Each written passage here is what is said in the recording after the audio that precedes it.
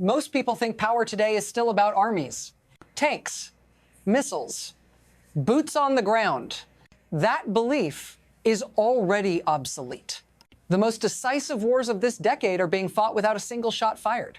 No invasion, no occupation, no declaration. Instead, power now moves through oil contracts, shipping routes, financial permissions, and quiet decisions made far from the battlefield. And here's the uncomfortable truth. Countries are no longer conquered. They are licensed to sell, licensed to trade, licensed to survive.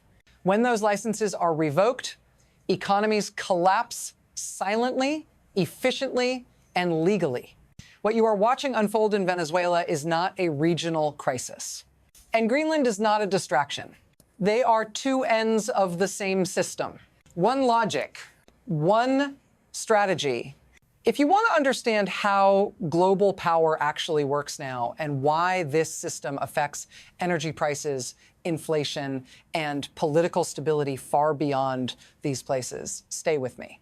Because once you see the mechanism, you can't unsee it. To understand what is happening, we need to reset the question. This is not about Venezuela failing. It is about how failure is now engineered. This is not about ideology, not socialism, not democracy. It is about leverage. In the modern global system, sovereignty no longer means control over borders. It means control over access.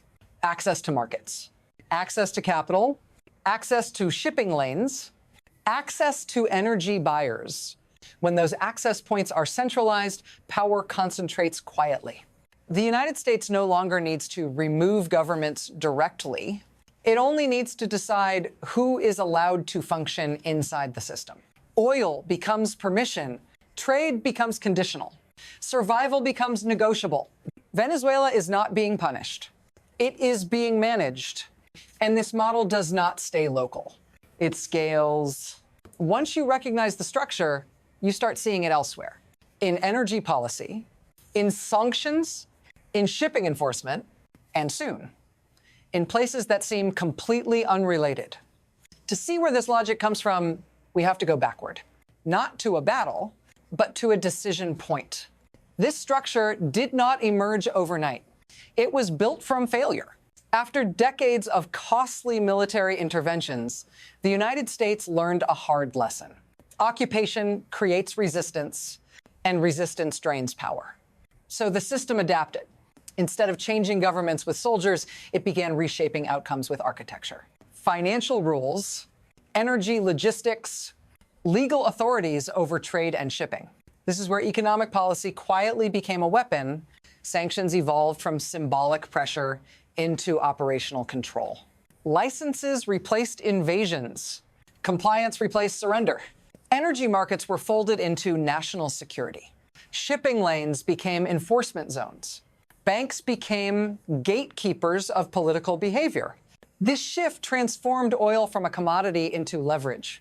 If you control where energy can be sold, how it can be transported, and who is allowed to buy it, you don't need to seize territory. You redesign reality. Venezuela enters this story not as a mistake, but as a testing ground. Because once a system works in one place, the question is never if it will be used again. Only where, and that is where the first visible rupture appears. The first visible rupture came quietly at sea. No press conference, no declaration of war, just a tanker. A vessel moving oil that Venezuela was no longer supposed to sell, flying a Russian flag it did not truly belong to, trying to disappear inside the noise of global shipping. For 2 weeks, it ran. Then it stopped. U.S. forces seized it, not because of a battle, but because permission had expired. That moment mattered far more than it looked. It wasn't about one shipment. It was a demonstration, a signal that evasion no longer works. That disguise no longer protects you. That surveillance now outruns deception. When that tanker was taken, something else was seized with it. The assumption that sanctions are optional. This was enforcement, not policy. execution, not rhetoric. And it sent a message far beyond Venezuela. If you move energy against the rules of the system will move against you. If this analysis helps you see how power actually operates today, stay with me. Because the seizure was not the strategy. It was only the proof. To understand what was really being tested, we have to look beneath the surface, into the mechanism itself. What was being tested was not enforcement capacity. It was control architecture. This system works because it does not rely on a single lever. It relies on alignment, financial permission, energy licensing, maritime monitoring, legal authority. Each piece alone is manageable. Together, they become unavoidable. Oil can still exist underground. Tankers can still float. Buyers can still want the product. But without authorization, nothing connects. No insurance, no port access, no legal buyer willing to take the risk. This is why the system is so effective. It does not need constant force. It only needs consistency. Once the rules are clear, markets enforce them automatically. Venezuela's oil did not lose value because demand disappeared. It lost value because permission was withdrawn. That distinction matters because it means power no longer depends on persuasion or ideology. It depends on gatekeeping. Who opens the gate, who closes it, and who decides when it reopens. This is why the seizure mattered to actors far beyond Caracas. They weren't watching the ship. They were watching the precedent. And once a precedent is set, the next move is never defensive. It escalates. The second rupture wasn't physical. It was geopolitical. After the seizure, Moscow objected quietly, then directly. Requests were made, warnings were issued, they were ignored. That silence mattered. Because power is not measured by what you say, but by what you can stop. Russia could not stop the seizure, could not shield the vessel, could not impose a cost. That failure sent a signal far louder than any statement. It told every actor watching that protection has limits, that alliances weaken when enforcement becomes real, that flags and declarations mean little without reach. This was not a clash between ships. It was a test of influence. And the result was clear. The Western Hemisphere was being redefined, not as a shared space, but as an enforced zone. A place where rules are not negotiated at sea, but decided in advance. From that moment, Venezuela's options narrowed sharply. So did the options of anyone trying to operate around it. Because when a great power cannot defend a client, the client becomes exposed. And exposure changes behavior. The pressure was no longer theoretical. It was personal, which is when the consequences finally reach ordinary people. This is the point where systems stop being abstract.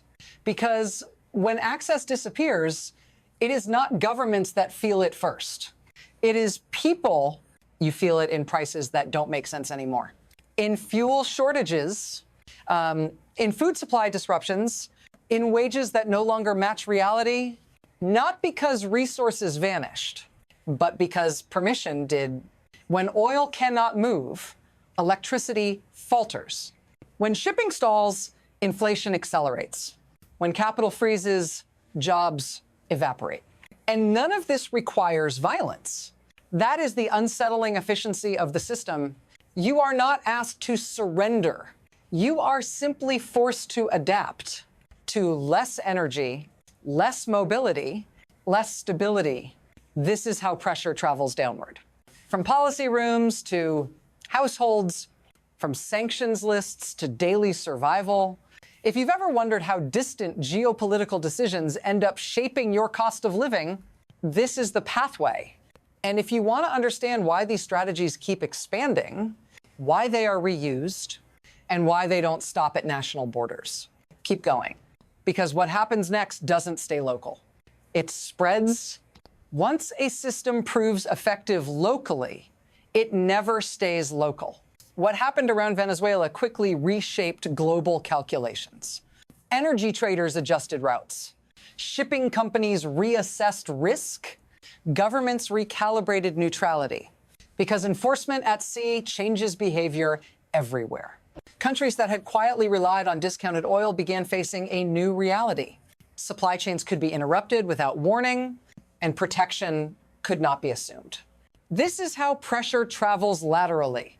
When one node is tightened, the stress migrates across the network. China absorbs higher energy costs. Iran loses preferential access.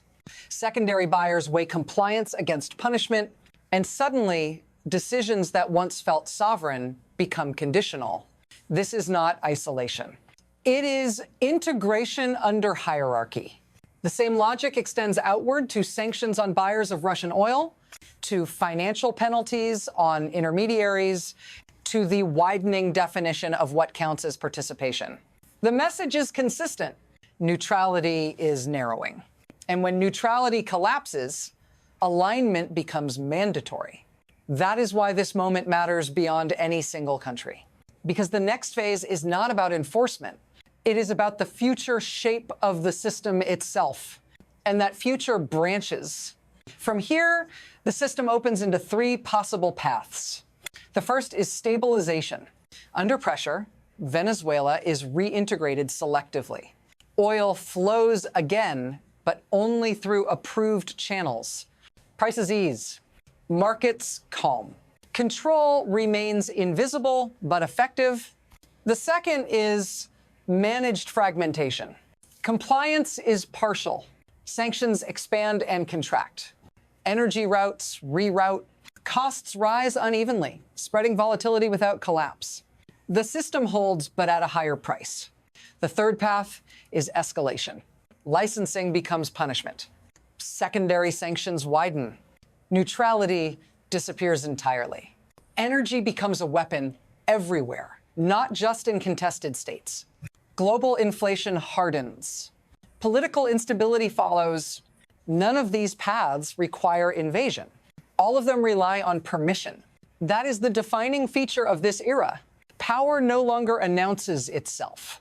It structures outcomes in advance. Once markets, logistics, and legality align, events appear inevitable. Even though they were engineered, this is why understanding the system matters. Because the future is not decided by a single crisis, but by which rules become normal. And the final question is not where this system operates. It is whether it ever stops expanding. What this reveals is not a conspiracy. It is a design, a world where power no longer needs spectacle, where control operates quietly through permissions rather than force. Oil, shipping, finance, territory. These are no longer resources. They are switches. And once a system learns it can flip those switches without resistance, it keeps building outward. From Venezuela to global energy markets, from sanctions to secondary enforcement, from the tropics to the Arctic, this is not about one country losing sovereignty. It is about a new definition of sovereignty itself. If you want to understand why energy prices feel unstable, why neutrality keeps shrinking, and why future conflicts may never look like wars at all, this is the framework you need. If this perspective challenged how you think about power, share it with someone who still believes force is the only language states speak, and if you want to go deeper, into how this system expands, where it breaks, and what it means for the next decade. Stay with me, because the most important battles ahead will be decided long before anyone realizes they've begun.